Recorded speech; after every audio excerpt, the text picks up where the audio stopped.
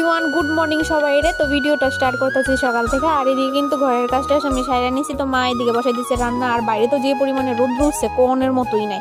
তো আমি এদিকে বাইরের কাজটি শেষ করে নিতেছি। তো আজকে জানো তো কিছুদিন ধরে সেটা কিছুদিন ধরে গিটা অনেকদিন ধরে জুতাটি পইরা ডিউটির মধ্যে যাইতে যাইতে এগুলি একদম অবস্থা খারাপ হয়ে গেছে। তো ভাবলাম এগুলি এখন ইউজ করতাম না, ফালাই দেবো।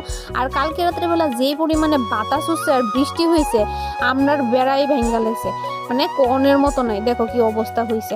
তো এইদিকে রাস্তা দিয়ে যাইতে আসলো দুইটা ছাগল। তো আমি যেহেতু রাস্তার দিকে যাইতাম আসলাম, তার লেগে ভাবলাম ছাগলটা যেহেতু পেছনে পেছনে আইতেছে একটু দৌড়ানি দিলে ভালোই লাগে জানো তো। তো এইদিকে দৌড়ানি দিলে একটু খেলা করতেছিলাম। তো এইদিকে দাঁতটা ব্রাশ করতে করতে আমিও একটু হাঁটাহাঁটি করতেছিলাম। অনেকদিন পরে দিয়ে সেটা কিন্তু রোদ্র সেমন্তরা।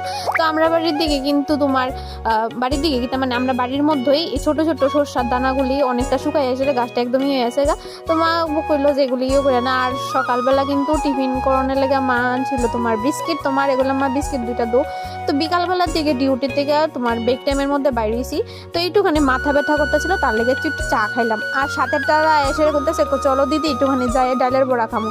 তো তার সাথে গিয়ে সে একটুখানি ডালের বড়া খাই এলাম।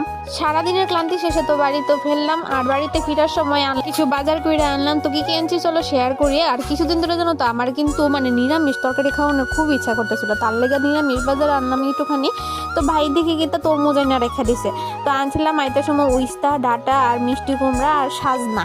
তো এইগুলি দিয়ে সে মার কাছে কইছে একটুখানি তুমি ইয়ে করলে। আর জানো তো আমরা বাড়ির দিকে এমন মশা কোনের মতো নয়। তো কয়েলটা জ্বালায় সেটা মাই দেখে এদিকে তোমার ডাটাগুলি গাতাছে। তো ভাবলাম আমিও একটু হেল্প করে দেব। তো মার সাথে এগুলি ডাটাগুলি